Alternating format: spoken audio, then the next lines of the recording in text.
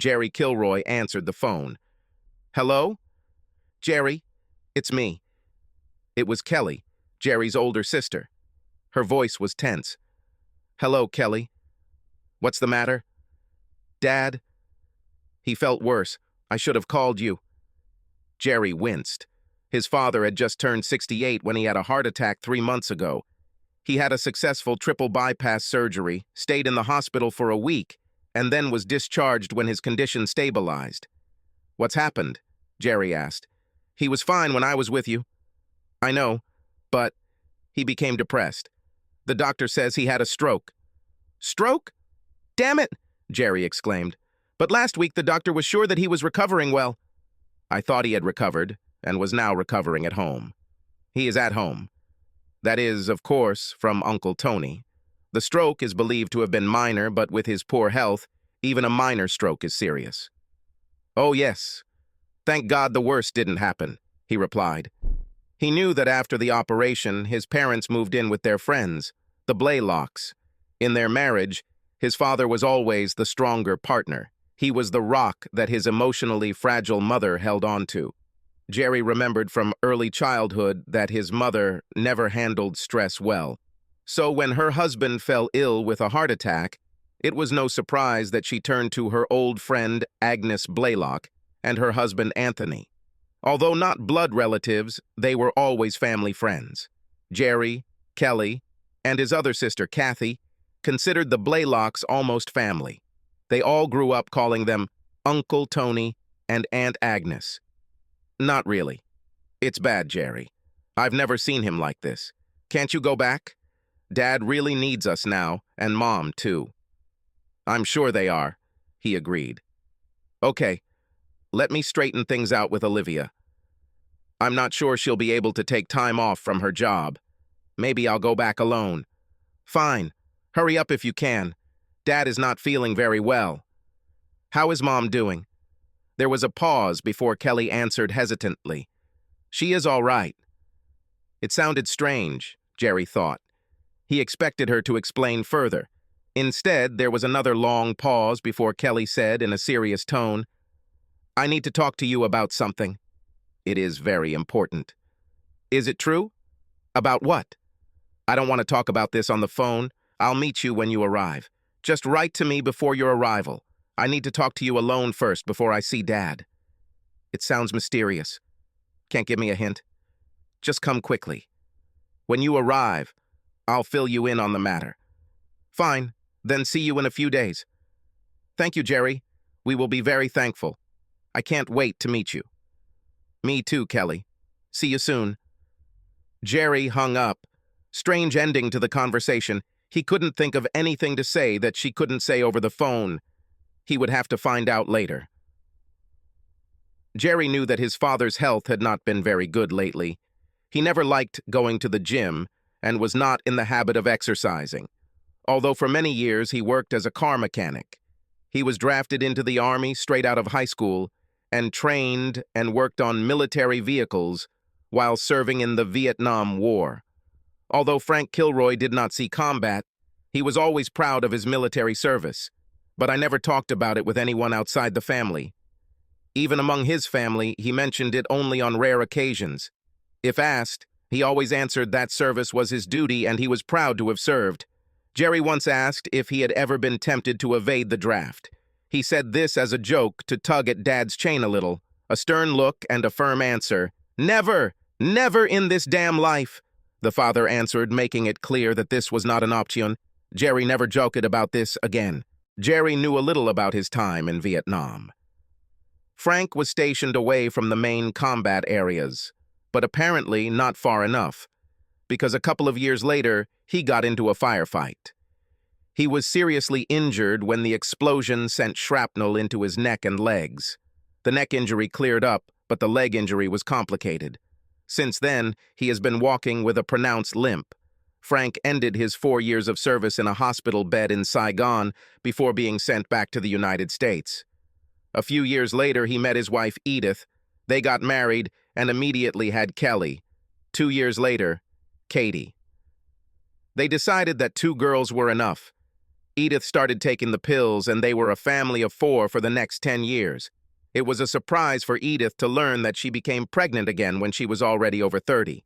Next came their accidental child, Jerry, whom they loved as much as the other 2 children, even though it was a surprise. Returning home from work, Jerry told his wife Olivia about his father's deteriorating health. As expected, she had already used up all her vacation days during their last visit to his father. She couldn't afford to take any more of them, so Jerry took a few days off the next week, drove out of the house on Friday night after work, loaded up the car, and kissed his wife goodbye. It was a 4-hour drive to his hometown, but he was in a hurry and tried to get there faster. A few miles from his destination, he texted his sister. A message came in response. "Meet me at Casson's Diner. You know where, right?" Jerry wrote back, "Yes. 20 minutes. Kelly was already sitting in the booth, waiting, and waved to him. Her light brown hair and soft features reminded him of their mother, who was a natural blonde. Katie was into it too. She had blonde hair and fair skin. Jerry always felt like his father, even though he was taller and had darker hair. He was also more muscular than his father, had dark, almost black hair, and could grow a beard in a couple of weeks. Even after shaving in the morning, he had a distinct 5-hour stubble by the time he got home from work. Kelly jumped up from her seat, and they exchanged warm hugs and kisses. "Glad you came, Jerry." "Certainly. I want to help." Jerry noticed the worry on her face. Something serious was bothering her. They ordered coffee, and each took a cake. When the waitress left, Kelly gave her little brother an appraising look and quickly looked down. "I don't know how to tell you about this," she said, staring at the table and biting her lip. "Just say it, Kelly. I know this bothers you." "Okay." She took a deep breath and let it out. "Jerry, there is something you don't know about our family. This concerns Uncle Tony." "Okay." "You remember that Mom and the Blaylocks have been friends since college?" "I know it." "Mom and Aunt Agnes lived in the same room. They studied at the same college and met Uncle Tony there." "I know that too. A couple of years after college, Mom met Dad at a party, and here we are." "And what?" "Well, from then on, they were all friends. Mom and Dad got married, and a few years later, Tony and Agnes got married too." "Yes, Mom was Agnes's bridesmaid." "Exactly. I don't know if you know this. Before you were born, Dad had to leave town for several months to attend mechanic school. He was new to the company, and the classes took place quite far from home. During his training, the company allowed him to come home only once and only for a couple of days. He used his veteran's benefit to pay for his tuition. During the time he was gone, Mom seemed to become depressed and a little crazy." "Are you crazy? What does it mean?" Kelly shook her head and said, "She did something stupid, Jerry. She had an affair with Tony." "What?" he shouted too loudly. The other customers looked at each other, so he tried to control his voice and spoke more quietly. "Mother? Did she have an affair? With Uncle Tony? What the heck?" "Yeah. Mom is definitely an idiot. Now I know it." Jerry sat back down in his seat and tried to recover from this unexpected news. Did his mother cheat on his father with Tony Blaylock? Incredible. "When did you find out?" he asked her. Kelly looked away, looking guilty. "I knew about this almost from the very beginning. How is this possible? I knew that she dated him when Dad was at school. She hired a nanny for us, and he picked her up from home. She said they were going out to dinner or a show. Dad and Tony were friends, and he was always at our house anyway. I just thought he was being friendly at the time, trying to cheer her up because Mom was so sad when Dad was gone. Didn't you find it strange that he would pick her up and take her to dinner? By the way, where was Agnes?" "I didn't think it was unusual at the time," Kelly said, sincerely trying to make him understand. Agnes was with him several times, so she was undoubtedly aware of what was happening. They came to the house to pick up their mother, and when they left, they laughed and chatted joyfully. It looked quite innocent. It also happened that he would come alone and do some small work that my mother needed. I thought it was just a friend helping her while Dad wasn't home. That's all I thought at the time, and my mother allowed me to think that way. I realized that she cheated on him only when I was in high school." "Did it take you that long?" "Sorry, Jerry. I should have told you something sooner. But probably then I was very gullible. Now I understand. Don't let it bother you, Kelly. You were still a child and didn't know everything. There was a pause before Jerry asked, I take it Katie knows too? She gave him a sad look. I can't have secrets from her. You see, sisters? Yes, I understand. Jerry's head was spinning from this news. He never expected anything like this. He watched his older sister shift in her seat, her eyes darting around as she took another breath. This was a bad sign. That's not all, is it? Yes, unfortunately, she answered sadly. It's very hard. I hate to tell you about this, but I'm not going to sugarcoat it. We already had too many secrets. She looked him straight in the face and stated categorically, Jerry, I'm not sure that Dad is your biological father. What? No fucking way. Is it true? Yes. Sorry. I think you may be Uncle Tony's biological son. Kelly's voice broke as she made her statement. Then she broke down and brought her hands to her face. She began to sob slightly as she looked at her dark-haired brother, who was amazed. Are you kidding? You must be joking. My God. A tear welled up in his eye, and he quickly brushed it away before she could see.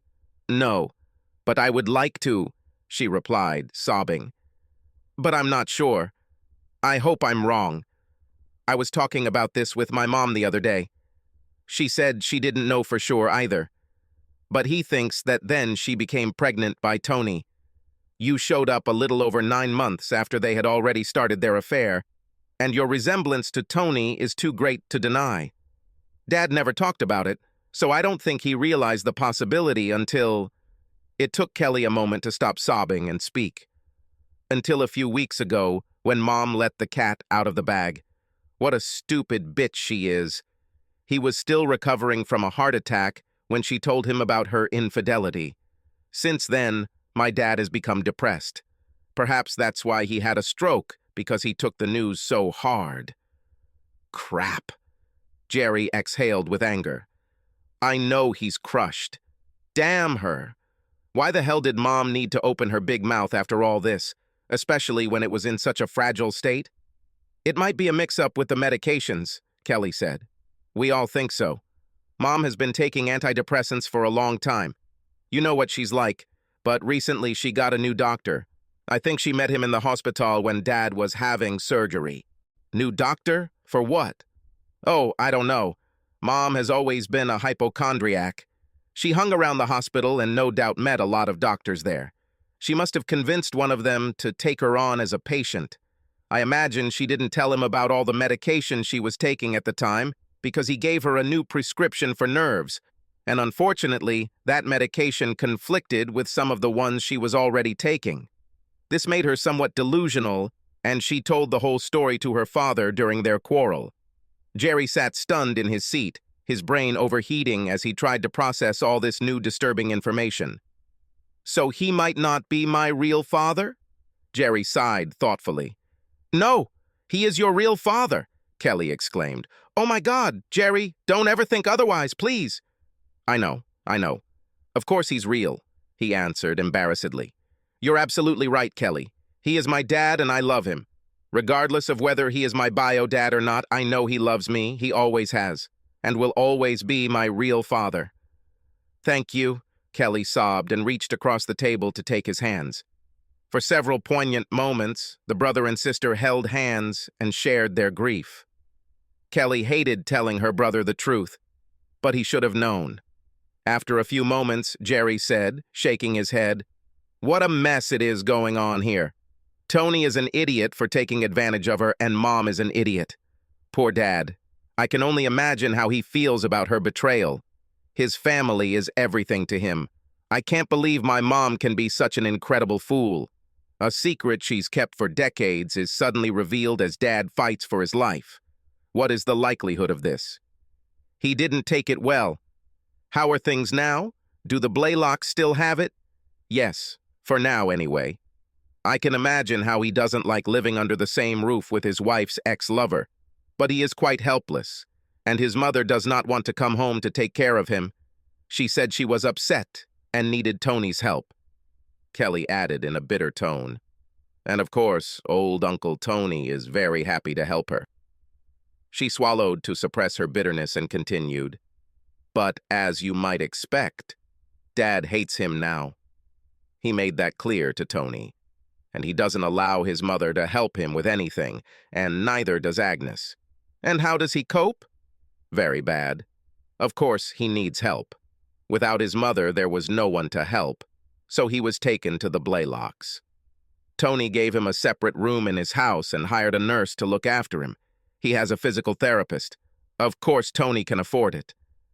Yes, this bastard is rich. We all know this. It's so sad, Jerry. I visit him regularly, but he doesn't want to talk to me or Katie. I think he found out that we knew everything, but we didn't tell him. Now he feels betrayed by his entire family. He is so depressed that I almost cry when I see him. I can imagine. Poor guy. What a cruel retribution for all his labors. He was a faithful husband and an excellent father all his life. Honest, hardworking, a great provider, and look how that turned out. The brother and sister sat staring at the table, deep in thought. After a while, Kelly looked across the table and met her brother's gaze. I know this is a shock for you. I hated to tell you, she admitted. But I love you, Jerry. We love everything. Don't think that this changes anything between us. Katie knows I'm talking to you and she'll say the same thing. She couldn't be here now, but it will be tomorrow. By the way, she says hi to you. Thank you, Kelly. You will always be my sister no matter what, and so will Katie. Kelly signaled for the bill and asked, Are you ready to visit Dad? Yes, I really need to see him and help him if I can. I hope he doesn't take this too hard. You know what he's like. Yes, he always had a keen sense of justice. Everything is either right or wrong, no halftones. That's why he's in so much pain. He can't accept Mom's apology or her reasons for doing what she did. He's a broken man, Jerry. I don't think he's said 3 words to Mom since they found out, and he glares at Tony. I can't blame him even after all this time, he said. Mom has known about her affair for several decades, but for Father it is a fresh wound in his heart. The love he thought his mother had for him is now forever tarnished. Humph.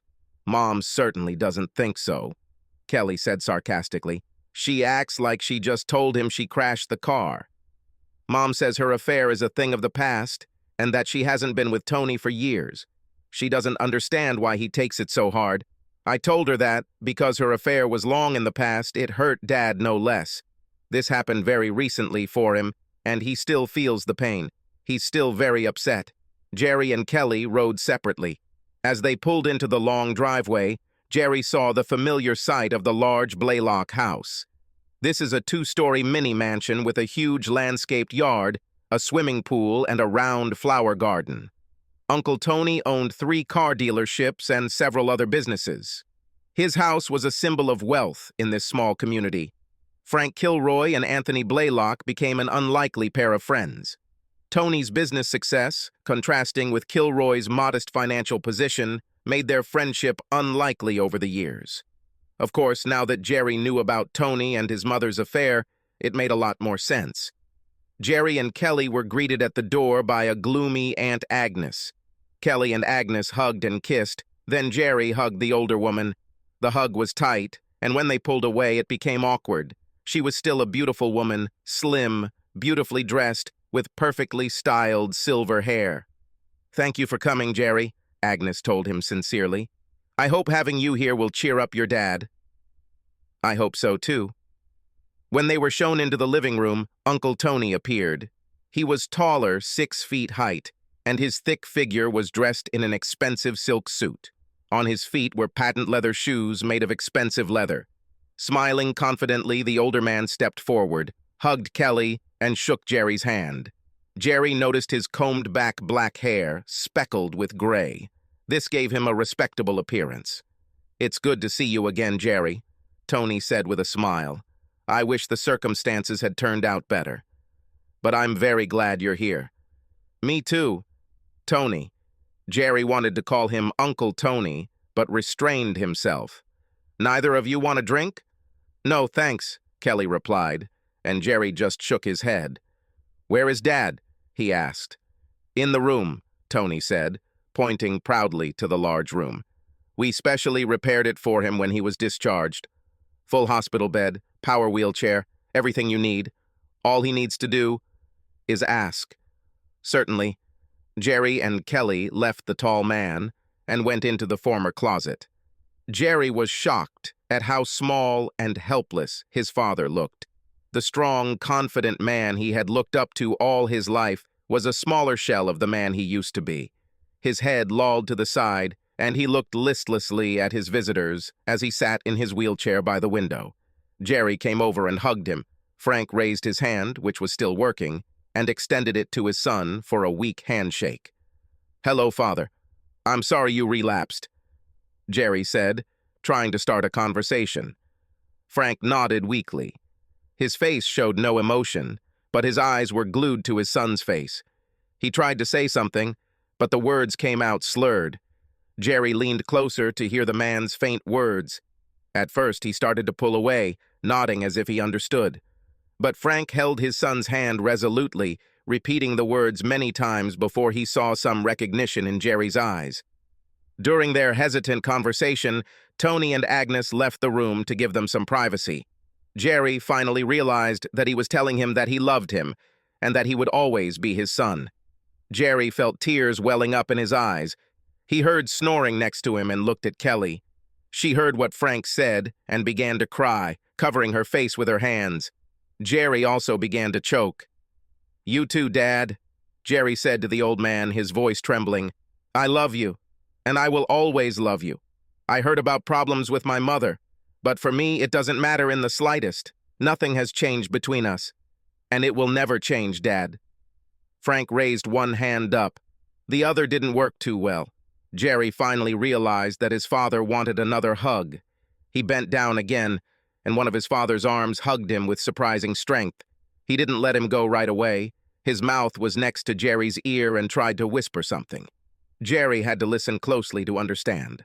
Frank's words were slurred, but he was saying something that he thought was very important.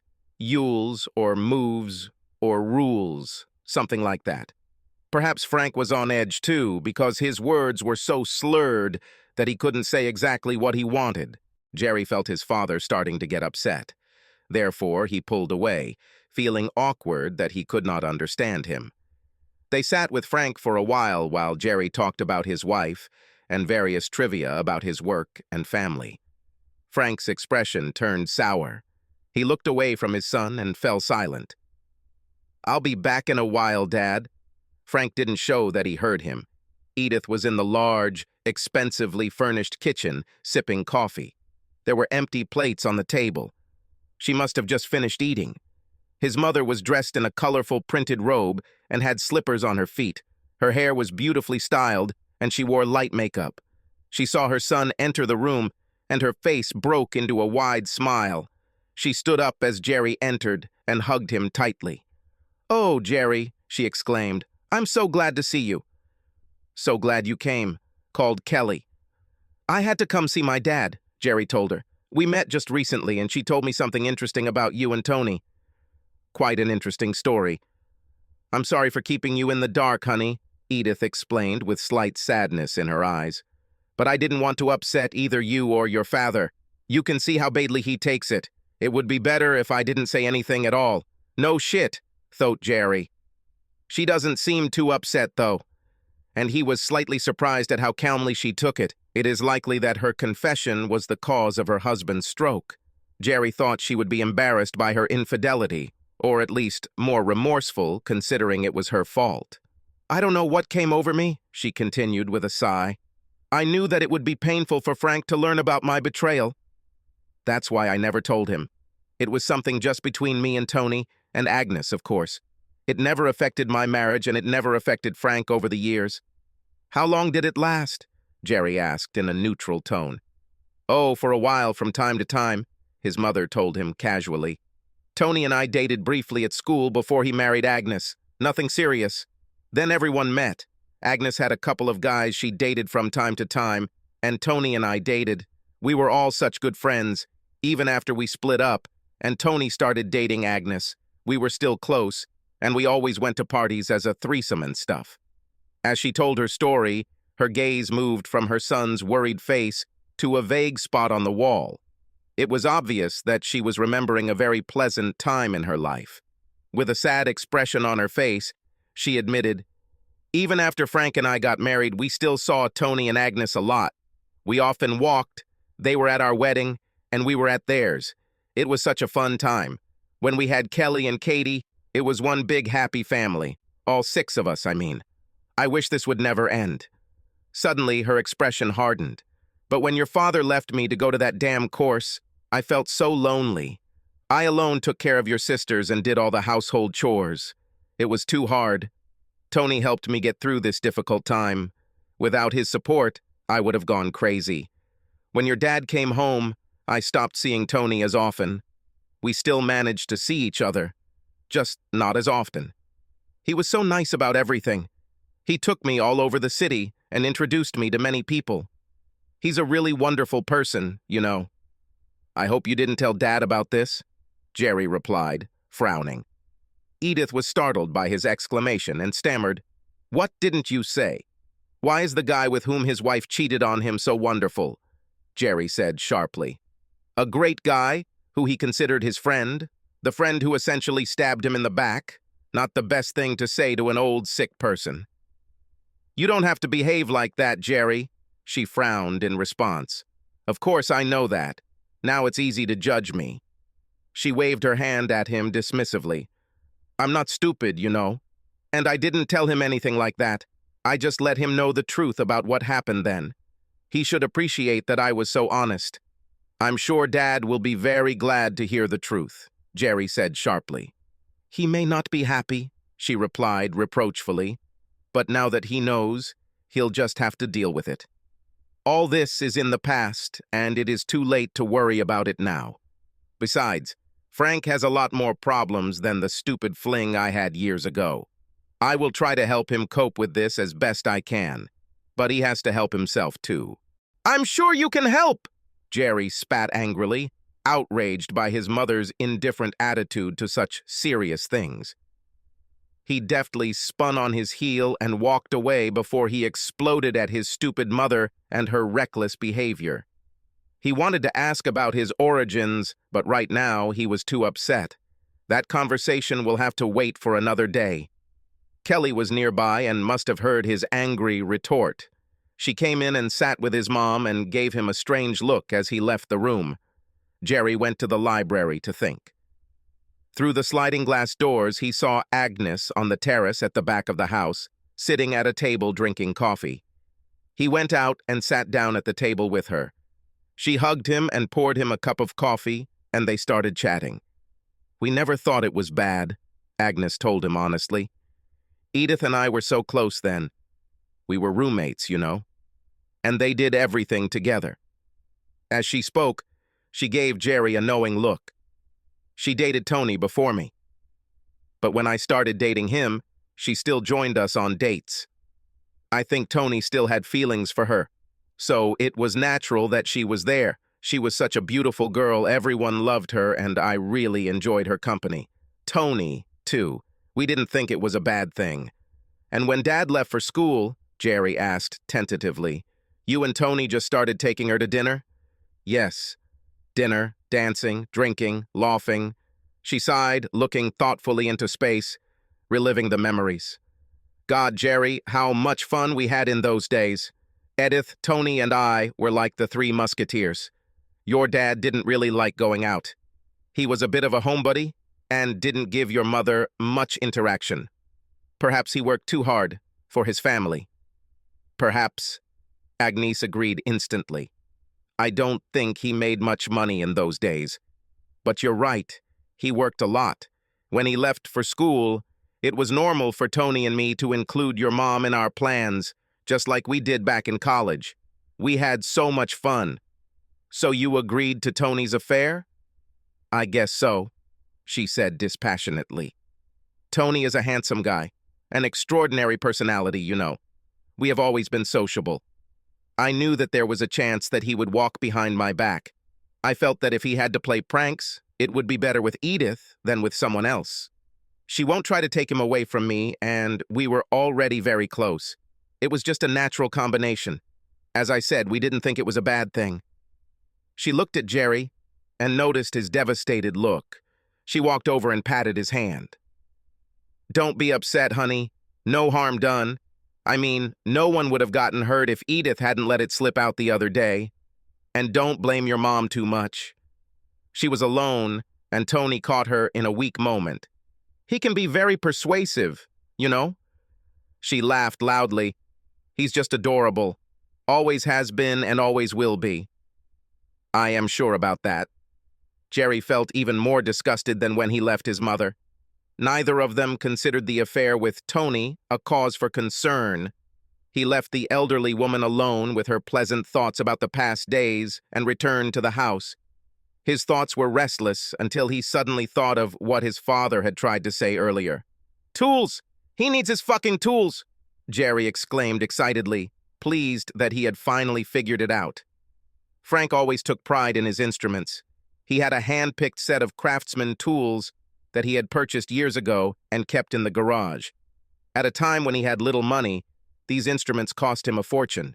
In his mind, they were always a symbol of his talent as a master mechanic. Jerry decided it was nostalgia, and he should want them around to remember his better days. He returned to his father's room and saw him looking out the window. These are tools, right, Dad? Jerry said proudly. Do you want me to bring you your old tools to the garage? The old man's bitter frown instantly disappeared. His eyes lit up and his head began to nod up and down impatiently. Fine. I know where they are. I think you want them here with you. I'll go get them, Dad. Be right back. Jerry went to his parents' house. It wasn't far.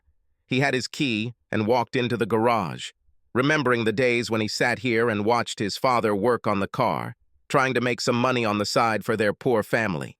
It was so like him to work his ass off so he could do a few extra things for his wife and kids. He was a great father. Jerry felt a sad tear roll down his cheek and wiped it away. He just wanted his father to be free from the pain of knowing that his wife had been cheating on him with his best friend all these years. Jerry took the tools back to Uncle Tony. Tony was gone, but his mother, Kelly, and Agnes were having a heated conversation in the kitchen. They didn't even notice him enter the house as he went straight to his father's room. Even with all his shortcomings, Jerry couldn't help but notice how glad his father was to receive the tools. He waved his only working hand in the air, pointing to the corner. Jerry put the tools where he gestured and sat down next to his father. They didn't talk. They both knew he was too difficult to understand. Jerry just looked at the old man with all the love he had. He saw his father's eyes peering out from his disfigured face. Those weary eyes were brighter than before. As he stood up to leave, Frank invited him in for another hug. This time they hugged for a long time. The old man did not want to let him go. There were tears in his eyes running down his cheeks when they finally parted. You make me cry, Jerry admitted openly, feeling very emotional. He said to the old man, I'll be back tomorrow, Dad. Don't worry. I'll help you get back on your feet. I didn't know everything that happened before, but now I know. I am here for you and will help you. You'll be better than ever in no time. Can you hear me, old man? Frank nodded enthusiastically. He watched intently as his tall, muscular, dark-haired son walked out of the room. Jerry and Kelly left together. She couldn't wait to leave as there seemed to be tension between Kelly and the two older women. She didn't tell him what was wrong, but passing by Jerry, she whispered, Mom's a fucking bitch. What? Kelly shrugged but didn't say anything. She said out loud, Let's go, Jerry. You can stay with me if you don't have a hotel room. I will be happy to see you. Of course, if you don't mind. They went to Kelly's and talked for a long time about what their family would do. Feeling tired, Jerry went to the room Kelly had prepared for him. He was undressing in the bedroom when he heard a loud explosion in the distance. Even at that distance, it was so powerful that the windows of their house shook. He ran out of the room and almost collided with Kelly. What the hell was that? She asked with a worried look. They both looked outside and saw a glow in the distance, as if there was a big fire somewhere nearby. Oh, crap! Jerry cursed as a terrible thought occurred to him. I hope I'm wrong, but I think we'd better get back to Tony. Why? I just need to check on my dad. She wanted to know why, but he didn't say. Jerry was back in the house and dressed in less than a minute. Kelly also quickly got dressed and went with Jerry, and he rushed back to the Blaylock mansion. About half an hour passed after the explosion. As they turned the last corner, they saw the flashing emergency lights of fire trucks and police cars in front of the Blaylock house. Tony's house was almost destroyed. It seemed as if the lower floor was blown up, and the rest of the house fell down, engulfed in flames. Firefighters pulled hoses, sprayed water, and tried to extinguish the flames. But it seemed useless, since most of the house was already destroyed. Oh my God, Kelly sobbed. Mom and Dad, did they die? I'm afraid so, Jerry said, hugging his sobbing sister. They told the police who they were, and the man just shook his head. I don't think anyone could survive, he said sadly. When we arrived, the house was already engulfed in flames. Nobody could get out. It looks like there was some kind of explosion, possibly a gas explosion. We will investigate and find out the reason. But today we can't do anything. I'm sorry for your loss. Jerry drove Kelly home. They sat in the living room and hardly slept. The next day, they went to the house and saw detectives picking through the smoldering ashes. Jerry identified himself and was allowed to come closer. The detectives began to question him about what they knew. Jerry didn't mention the tools he brought, but he said he believed there were 4 people in the house. Did you find anything? Jerry asked worriedly. Any traces of my parents? Yes. We found 4 bodies, the man told them. 3 of them seem to be upstairs. The house is so badly damaged, it's hard to tell. We'll have to identify them later during the autopsy. The man glanced sideways at them and said, The 4th body was funny. It's hard to say, but we think it was downstairs in the kitchen. In the kitchen? Kelly said. But Father lived in his office, right? Yes. So, this body was in the kitchen, the man continued. We know because it was near the stove, or what was left of it. What's funny about this? Jerry asked. Don't tell anyone that I told you this. The man moved closer, speaking confidentially. But since you are a member of the family, I think that the problem is in the stove, that it was a gas explosion. In fact, I'm sure of it. Is it true? Yes. The gas line was turned off. Do not know how.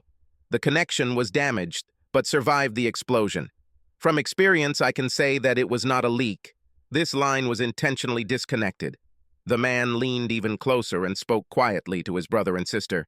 It's funny, but the body near the disconnected line was holding a pipe wrench in its hand. In hand? Kelly asked in surprise. Was it blown off by the explosion? No. A wrench was attached to his hand. Literally attached to her. The man said this with an almost funny expression on his face. He wiped the amusement from his face and continued more soberly. Obviously, he or she must have deliberately turned off the line, after which it exploded and destroyed the house. But why wire? She wrapped herself around his arm several times and held the wrench in his hand. I've never seen anything like this before. Why would anyone want to attach a wrench to their hand? I don't know, Jerry said. Maybe he wanted to ensure that he would keep him. I can't think of any other reason. Okay, the man agreed cautiously. But why do this? For what purpose? Don't know. Jerry looked at his sister's worried face. When she began to speak, he quickly interrupted her and immediately said to the man, Then, it's okay. Thanks for the info. Good luck. Here's my business card if you have any questions, the man said, politely handing him his card. I'm sorry for your parents. I don't know what happened, but now it doesn't look like an accident. Jerry and Kelly looked at each other as they walked away. Now he knew for sure that his father had finally taken revenge on his unfaithful wife and her lover, or lovers if Agnes was involved in it, and Jerry had every reason to believe that it was so. He was sure that Frank wanted to ensure that his son knew that he was the one who took revenge on them. This was no accident. As he left, hugging his sobbing sister, Jerry sadly whispered, "Message received, Dad."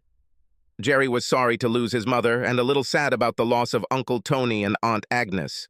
After all, they had been so close to him as a child.